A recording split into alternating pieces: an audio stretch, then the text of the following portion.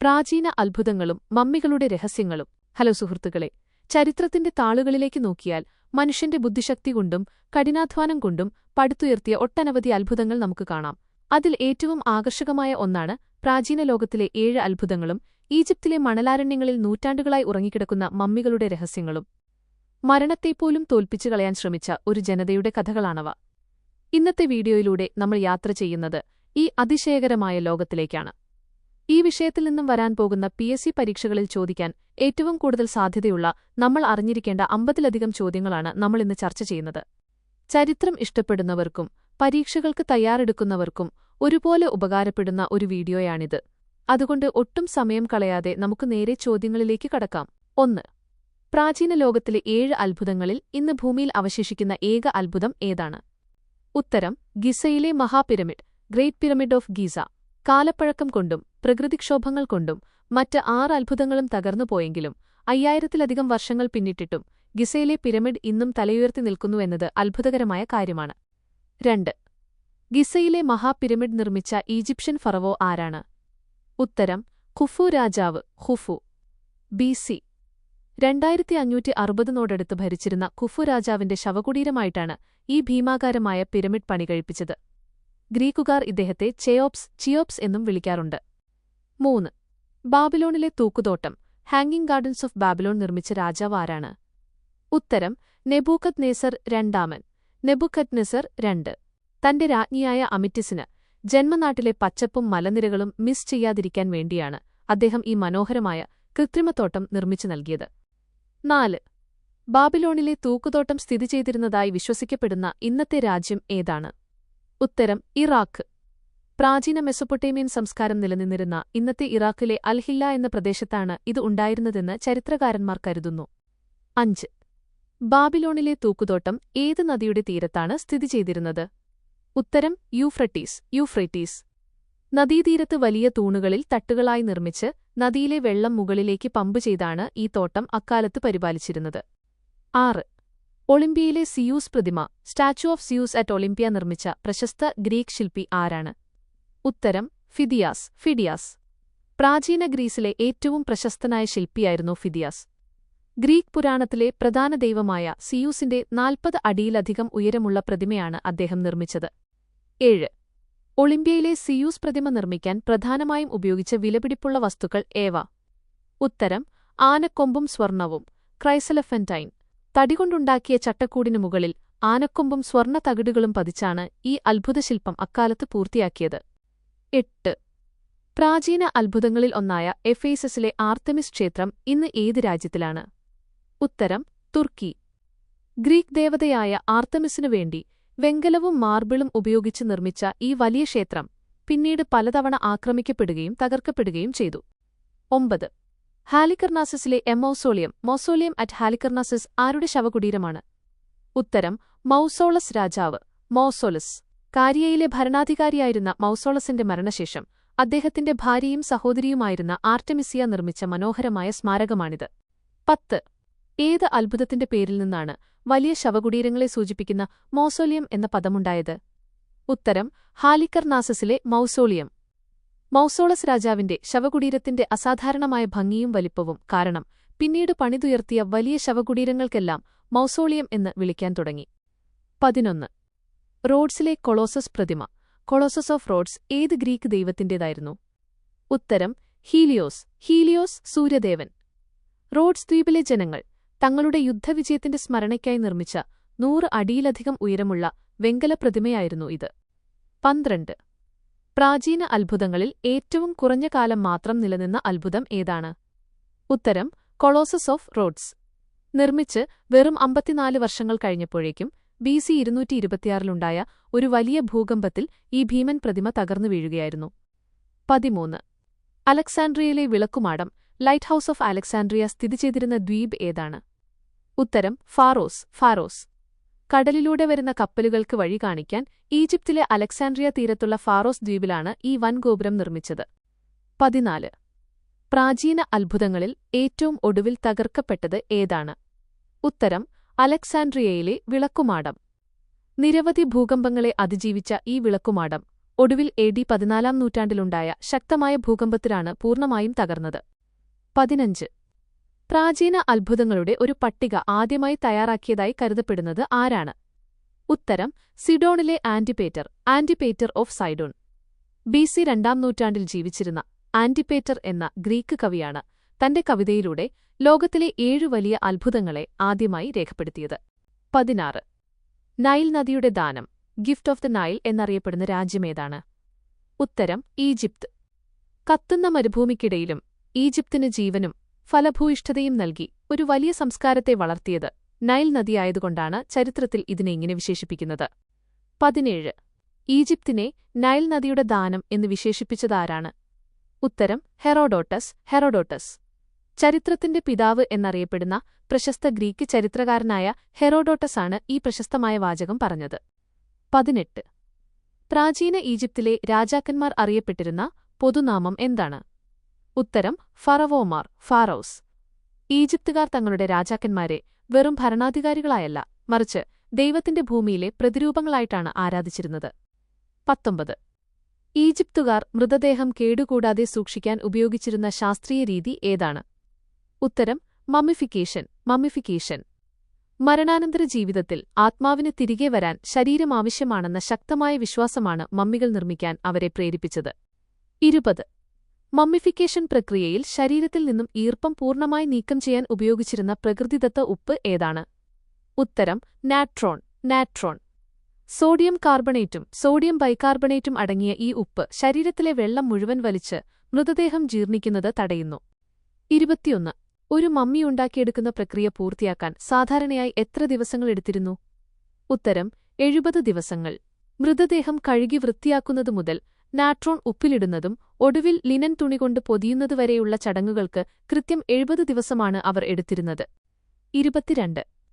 Mummification സമയത്ത് ശരീരത്തിൽ നിന്നും മാറ്റുന്ന ആന്തരിക അവയവങ്ങൾ സൂക്ഷിച്ചുവെക്കാൻ ഉപയോഗിച്ചിരുന്ന പ്രത്യേക പാത്രങ്ങൾ ഏവ? ഉത്തരം കനോപിക് ജാർസ്. കരൾ, ശ്വാസകോശം, ആമാശയം, കുടൽ എന്നിവ പ്രത്യേകം 4 ജാറുകളിലാക്കി മമ്മിയോടൊപ്പം കല്ലറയിൽ സൂക്ഷിക്കുകയായിരുന്നു അവരുടെ പതിവ്.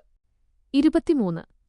മമ്മിഫിക്കേഷൻ സമയത്ത് ശരീരത്തിൽ നിന്നും നീക്കം ചെയ്യാതെ ഉള്ളിൽ തന്നെ നിലനിർത്തുന്ന ഏക പ്രധാന അവയവം ഏതാണ്? ഉത്തരം ഹൃദയം. ഈജിപ്ഷ്യൻ വിശ്വാസമനുസരിച്ച് മനുഷ്യന്റെ ചിന്തകളുടെയും വികാരങ്ങളുടെയും ആത്മാവിന്റെയും കേന്ദ്രം ഹൃദയമാണ്. അതുകൊണ്ട് അത് ശരീരത്തിൽ തന്നെ നിലനിർത്തി. 24. മമ്മികളുടെ തലച്ചോറ് മൂക്കിലൂടെ പുറത്തെടുക്കാൻ ഉപയോഗിച്ചിരുന്ന ഉപകരണം ഏത് ലോഹം കൊണ്ടുള്ളതായിരുന്നു? ഉത്തരം വെങ്കലം, ബ്രോൺസ് ഹുക്ക്. മൂക്കിലൂടെ ഒരു ചെറിയ വെങ്കല കൊളുത്തിറക്കി തലച്ചോർ ദ്രാവകരൂപത്തിലാക്കി പുറത്തേക്ക് ഒഴുക്കിക്കളയുകയായിരുന്നു അവരുടെ രീതി. 25. ഈജിപ്ഷ്യൻ മിത്തോളജി പ്രകാരം മരണത്തിന്റെയും മമ്മിഫിക്കേഷന്റെയും ദൈവം ആരാണ്? ഉത്തരം അനുബിസ്. മൃതദേഹങ്ങളെ മരണാനന്തര ജീവിതത്തിലേക്ക് നയിക്കുകയും അവ കേടുകൂടാതെ മമ്മിയാക്കി മാറ്റാൻ മനുഷ്യരെ സഹായിക്കുകയും ചെയ്യുന്ന പ്രധാന ദൈവമായിട്ടാണ് ഈജിപ്തുകാർ അനുബിസിനെ കണ്ടിരുന്നത്. 26. അനുബിസ് ദൈവത്തിന്റെ തല ഏത് മൃഗത്തിന്റേതാണ്?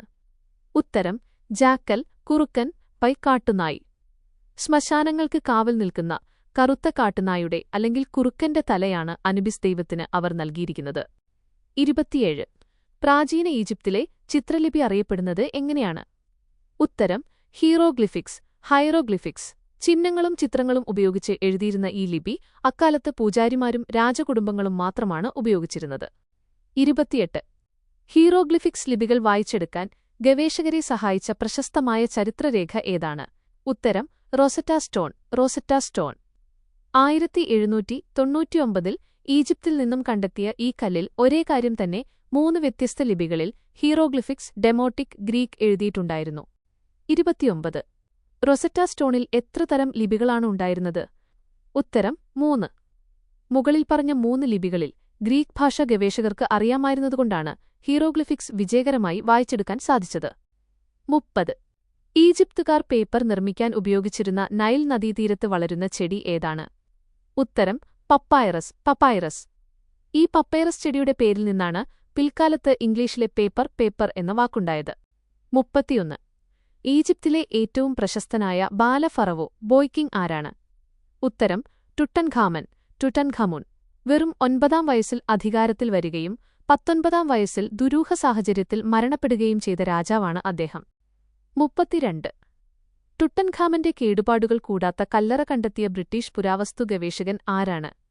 ഉത്തരം ഹോവാർഡ് കാർട്ടർ. Howard Carter. കൊള്ളക്കാർ നശിപ്പിക്കാത്ത സ്വർണവും വജ്രവും നിറഞ്ഞ ടുട്ടൻഖാമന്റെ ശവക്കല്ലറ കണ്ടെത്തിയത് ചരിത്രത്തിലെ ഏറ്റവും വലിയ പുരാവസ്തു കണ്ടെത്തലായിരുന്നു. 33. ഹോവാർഡ് കാർട്ടർ ടുട്ടൻഖാമന്റെ കല്ലറ കണ്ടെത്തിയത് ഏതു വർഷമാണ്? ഉത്തരം 1922. വർഷങ്ങൾ നീണ്ട തിരച്ചിലുകൾക്ക് ഒടുവിൽ 1922 നവംബറിലാണ് അദ്ദേഹം ഈ അത്ഭുതലോകം ലോകത്തിനു മുന്നിൽ തുറന്നത്. 34. ഫറവോമാരുടെ മമ്മികൾ അടക്കം ചെയ്തിരുന്ന പ്രശസ്തമായ താഴ്വര ഏതാണ്? ഉത്തരം രാജാക്കന്മാരുടെ താഴ്വര, വാലി ഓഫ് ദ കിങ്സ്. കള്ളന്മാരിൽ നിന്നും രക്ഷിക്കാൻ വേണ്ടി നൈൽ നദിയുടെ പടിഞ്ഞാറേ തീരത്തുള്ള മലയിടുക്കുകളിലെ രഹസ്യ അറകളിലാണ് പിൽക്കാലത്ത് ഫറവോമാരെ അടക്കം ചെയ്തത്. 35. ഹ്യൂമൻ തലയും സിംഹത്തിന്റെ ഉടലുമുള്ള ഈജിപ്തിലെ ഭീമാകാരമായ ശില്പം ഏതാണ്? ഉത്തരം ഗ്രേറ്റ് സ്ഫിങ്സ്. ഗ്രേറ്റ് സ്ഫിനിക്സ്. ഗിസയിലെ പിരമിഡുകൾക്ക് കാവലായി നിൽക്കുന്ന സ്ഫിങ്സ് പ്രാചീന ലോകത്തിലെ ഏറ്റവും വലിയ ഒറ്റക്കൽ ശില്പങ്ങളിലൊന്നാണ്. 36. ഗിസയിലെ ഗ്രേറ്റ് സ്ഫിങ്സ് ഏതു തരം പാറയിലാണ് കൊത്തിയുണ്ടാക്കിയിട്ടുള്ളത്? ഉത്തരം ഒറ്റക്കൽ ചുണ്ണാമ്പുകല്ല്, ലൈംസ്റ്റോൺ. കുന്നിന്റെ ഭാഗമായിരുന്ന പ്രകൃതിദത്തമായ വലിയൊരു ചുണ്ണാമ്പുകല്ല് പാറയിലാണ് ഈ രൂപം മനോഹരമായി കൊത്തിയെടുത്തത്. 37. ഈജിപ്തിലെ ആദ്യത്തെ പിരമിഡ് രൂപകൽപ്പന ചെയ്ത പ്രശസ്തനായ വാസ്തുശില്പി ആരാണ്? ഉത്തരം ഇംഹോടെപ്പ്. ഇംഹോടെപ്പ്. ചരിത്രത്തിൽ പേരെടുത്തു പറയുന്ന ആദ്യത്തെ വാസ്തുശില്പിയാണ് ഇംഹോടെപ്പ്. അദ്ദേഹം ഒരു മികച്ച വൈദ്യനും മന്ത്രിയും കൂടിയായിരുന്നു. 38. Step pyramid. സ്റ്റെപ്പ് പിരമിഡ് എന്നറിയപ്പെടുന്ന ജോസറിന്റെ പിരമിഡ് സ്ഥിതി ചെയ്യുന്നത് എവിടെയാണ്? ഉത്തരം സഖാറ. സക്കാറ. പരന്ന തട്ടുകളായി പണിതുയർത്തിയ ഈ ആദ്യകാല പിരമിഡ് ഈജിപ്ഷ്യൻ നിർമ്മാണ ശൈലിയിലെ ഒരു വലിയ മാറ്റമായിരുന്നു. 39. ഈജിപ്ഷ്യൻ വിശ്വാസപ്രകാരം മരണാനന്തര ജീവിതത്തിൽ വഴികാട്ടിയായി മമ്മികളോടൊപ്പം വെച്ചിരുന്ന വിശുദ്ധ ഗ്രന്ഥം ഏതാണ്? ഉത്തരം book of the dead. Book of the dead. മരണാനന്തര ലോകത്തെ അപകടങ്ങളെ തരണം ചെയ്യാനും വിധിന്യായങ്ങളെ അതിജീവിക്കാനും ആവശ്യമായ മന്ത്രങ്ങളും നിർദ്ദേശങ്ങളുമാണ് ഇതിൽ അടങ്ങിയിരുന്നത്. 40. ഈജിപ്തുകാരുടെ പ്രധാന സൂര്യദേവൻ ആരാണ്? ഉത്തരം രാ ബൈ റേ. ആറിയെ ബൈ റേ. പ്രാചീന ഈജിപ്ഷ്യൻ വിശ്വാസങ്ങളിലെ ഏറ്റവും പ്രമുഖനും ശക്തനുമായ ദൈവമായിരുന്നു സൂര്യദേവനായ രാ. 41. ഈജിപ്തിലെ പ്രശസ്തമായ അബു സിംബൽ ക്ഷേത്രങ്ങൾ നിർമ്മിച്ച ഫറവോ ആരാണ്? ഉത്തരം രാംസസ് രണ്ടാമൻ. റമസസ് 2. ഈജിപ്ത് കണ്ട ഏറ്റവും പ്രതാപശാലിയായ ഫറവോമാരിൽ ഒരാളാണ് രാംസസ് രണ്ടാമൻ. തന്റെ പ്രശസ്തി ലോകത്തെ അറിയിക്കാനാണ് അദ്ദേഹം മല തുരന്ന് ഈ വലിയ ക്ഷേത്രം പണിതത്. 42. ഈജിപ്ത് ഭരിച്ച അവസാനത്തെ സജീവ ഫറവോ ആരായിരുന്നു? ഉത്തരം ക്ലിയോപാട്ര. ക്ലിയോപാട്ര 7. ഈജിപ്തിലെ ടോളമി രാജവംശത്തിലെ അവസാനത്തെ രാജ്ഞിയായിരുന്നു സുന്ദരിയും ബുദ്ധിശാലിയുമായ ക്ലിയോപാട്ര. 43. മമ്മികളെ പൊതിയാൻ ഉപയോഗിച്ചിരുന്ന തുണി ഏതാണ്? ഉത്തരം ലിനൻ. ലിനൻ. പരുത്തിത്തുണിയേക്കാൾ ഉറപ്പുള്ളതും ഈർപ്പത്തെ ചെറുക്കുന്നതുമായ ലിനൻ തുണിയുടെ വലിയ കഷ്ണങ്ങളാണ് ഇതിനായി ഉപയോഗിച്ചിരുന്നത്. 44. മൃതദേഹം ബാക്ടീരിയകളിൽ നിന്നും സംരക്ഷിക്കാൻ ലിനൻ തുണിയിൽ തേച്ചിരുന്ന ഒട്ടുന്ന പശപോലുള്ള ദ്രാവകം എന്താണ്? ഉത്തരം റെസിൻ. റെസിൻ. മരങ്ങളിൽ നിന്നും ലഭിക്കുന്ന പശപോലുള്ള റെസിൻ തേക്കുന്നത് വഴി വായുവും ഈർപ്പവും ഉള്ളിലേക്ക് കടക്കാതെ മമ്മി കൂടുതൽ കാലം കേടുകൂടാതെ ഇരിക്കുന്നു. 45. ഈജിപ്ഷ്യൻ പുരാണപ്രകാരം ആകാശത്തിന്റെ കാവൽക്കാരനായ കഴുകന്റെ തലയുള്ള ദൈവം ആരാണ്? ഉത്തരം ഹോറസ്. ഹോറസ്. ഫറവോമാരുടെ സംരക്ഷകനായും യുദ്ധത്തിന്റെ ദൈവമായും ഹോറസിനെ അവർ ആദരവോടെ ആരാധിച്ചിരുന്നു. 46. മമ്മിയാക്കിയ ശരീരത്തിൽ ചുവന്ന ചായം പൂശുന്നത് പുരുഷന്മാർക്കും മഞ്ഞച്ചായം പൂശുന്നത് സ്ത്രീകൾക്കുമായിരുന്നു. ശരിയോ തെറ്റോ? ഉത്തരം ശരി. ചായങ്ങൾ ഉപയോഗിച്ച് സ്ത്രീപുരുഷഭേദങ്ങൾ വളരെ വ്യക്തമായി കാണിക്കുന്ന പ്രത്യേക ശൈലി അവർക്കുണ്ടായിരുന്നു. 47. ഈജിപ്തിലെ ഏറ്റവും വലിയ പിരമിഡ് സമുച്ചയം സ്ഥിതി ചെയ്യുന്നത് എവിടെയാണ്? ഉത്തരം ഗിസ. ഗീസ. ഇവിടെയാണ് കുഫു, കഫ്രെ, മെൻകൌറെ എന്നീ 3 പ്രശസ്ത ഫറവോമാരുടെ വലിയ പിരമിഡുകൾ ഒരുമിച്ച് സ്ഥിതി ചെയ്യുന്നത്. 48. ടുട്ടൻഖാമൻ മരണപ്പെടുമ്പോൾ അദ്ദേഹത്തിന് എത്ര വയസ്സായിരുന്നു? ഉത്തരം 19 വയസ്സ്. കൗമാരപ്രായത്തിൽ തന്നെ അദ്ദേഹം മരണമടഞ്ഞു. കാലിൽ സംഭവിച്ച അണുബാധയോ മലേറിയയോ ആകാം മരണകാരണം എന്ന് പുതിയ പഠനങ്ങൾ പറയുന്നു. 49. മമ്മിയുടെ നെറ്റിയിൽ കാണപ്പെടുന്ന പവിത്രമായ സർപ്പചിഹ്നം അറിയപ്പെടുന്നത് എങ്ങനെ? ഉത്തരം യുറേവസ്. യുറിയസ്. ഫറവോമാരുടെ പരമാധികാരത്തെയും ഈജിപ്തിനെ ശത്രുക്കളിൽ നിന്ന് കാത്തുസൂക്ഷിക്കുന്ന ഈജിപ്ഷ്യൻ കോബ്രയുടെ പ്രതീകവുമാണിത്. 50. മമ്മികളുടെ മുഖത്ത് ധീസിപ്പിച്ചിരുന്ന സ്വർണ്ണ മുഖംമൂടികളിൽ ലോകത്തിലെ ഏറ്റവും പ്രശസ്തം ആരുടേതാണ്? ഉത്തരം ടുട്ടൻഖാമന്റെ സ്വർണ്ണ മുഖംമൂടി. 11 കിലോയിലധികം ശുദ്ധമായ സ്വർണവും വിലപിടിപ്പുള്ള രത്നങ്ങളും പതിച്ച ഈ മുഖംമൂടി പ്രാചീനകലയുടെ ഏറ്റവും മികച്ച ഉദാഹരണമാണ്. 51. മൃതദേഹത്തെ മരണാനന്തര ജീവിതത്തിലേക്ക് നയിക്കുന്ന ചടങ്ങായ വായ്തുറക്കൽ ചടങ്ങ് അറിയപ്പെടുന്നതെങ്ങനെ? ഉത്തരം opening of the mouth ceremony. Opening of the mouth സെറമോണി.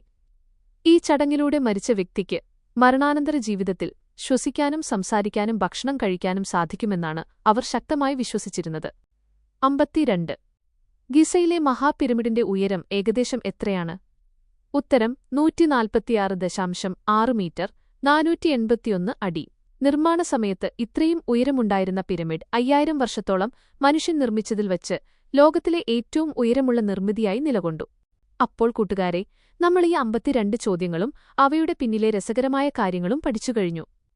കൺക്ലൂഷനിലേക്ക് കടക്കുന്നതിനു മുൻപ് നിങ്ങൾക്ക് മുന്നിലേക്ക് ഞാനൊരു ചോദ്യം വയ്ക്കുകയാണ്. ഈജിപ്തിലെ മമ്മികളെക്കുറിച്ച് നമ്മൾ ഒരുപാട് കേട്ടിട്ടുണ്ട്. എന്നാൽ ലോകത്തിൽ ഏറ്റവും കൂടുതൽ മമ്മികൾ കണ്ടെത്തിയിട്ടുള്ളത് ഈജിപ്തിൽ നിന്നല്ല. അങ്ങനെയെങ്കിൽ ലോകത്തിൽ ഏറ്റവും കൂടുതൽ മമ്മികൾ കണ്ടെത്തിയ രാജ്യമേതാണെന്ന് നിങ്ങൾക്കറിയാമോ? ഉത്തരം അറിയാവുന്നവർ ഇപ്പോൾ തന്നെ താഴെ കമന്റ് ചെയ്യുക. പ്രാചീന അത്ഭുതങ്ങളുടെയും ഈജിപ്ഷ്യൻ മമ്മികളുടെയും പിന്നിലെ വിസ്മയകരമായ കഥകളും അവയുമായി ബന്ധപ്പെട്ട പ്രധാനപ്പെട്ട PSC ചോദ്യോത്തരങ്ങളും നമ്മളിന്ന് ചർച്ച ചെയ്തു കഴിഞ്ഞു. മരണത്തെപ്പോലും ജീവനോടെ നിർത്താൻ ശ്രമിച്ച ആ പഴയകാലത്തെ മനുഷ്യരുടെ ശാസ്ത്രവും സാങ്കേതികവിദ്യയും ഇന്നും നമ്മളെ അത്ഭുതപ്പെടുത്തുന്നുണ്ട്. പരീക്ഷകൾക്ക് തയ്യാറെടുക്കുന്ന കൂട്ടുകാർക്ക് ഈ വിവരങ്ങൾ തീർച്ചയായും വലിയ രീതിയിൽ പ്രയോജനപ്പെടുമെന്ന് ഞാൻ വിശ്വസിക്കുന്നു. ഈ വീഡിയോ നിങ്ങൾക്കിഷ്ടപ്പെട്ടെങ്കിൽ തീർച്ചയായും ലൈക്ക് ചെയ്യാനും നിങ്ങളുടെ കൂട്ടുകാരിലേക്ക് ഷെയർ ചെയ്യാനും മറക്കരുത്. ഇതുപോലെയുള്ള കൂടുതൽ വിജ്ഞാനപ്രദമായ ചരിത്ര വീഡിയോകൾക്കായി ഈ ചാനൽ ഇപ്പോൾ തന്നെ സബ്സ്ക്രൈബ് ചെയ്യുക. അടുത്ത ഒരു കിടിലൻ ടോപ്പിക്കുമായി നമുക്ക് വീണ്ടും കാണാം. നന്ദി, നമസ്കാരം.